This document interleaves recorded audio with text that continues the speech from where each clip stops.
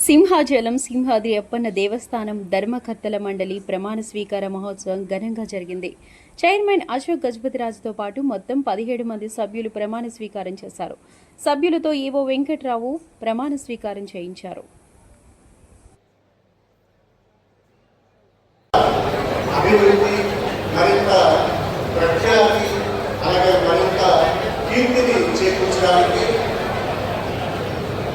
శ్రీ వరాహలక్ష్మి నృసింహస్వామి వారి దేవస్థానం సింహాచలం ధర్మకర్త అయిన నేను ప్రత్యక్షముగా కానీ పరోక్షముగా కానీ ధర్మకర్తగా నా ఆలోచన కొరకు ఉంచిన విషయము కానీ లేక నాకు విధియబో విషయం కానీ ధర్మకర్తగా నా విధులలో అవసరమనుకుంటే తప్ప ఎవ్వరికి తెలియజేయమని భగవంతుని మీద ప్రమాణము చేయించున్నాను.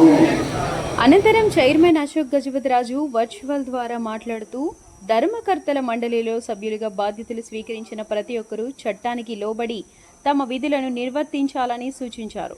ముఖ్యంగా భక్తులకు మెరుగైన సౌకర్యాలు కల్పించడం, ఆలయ అభివృద్ధికి కృషి చేయడం ప్రధాన లక్ష్యంగా పనిచేయాలని హితవు పలికారు.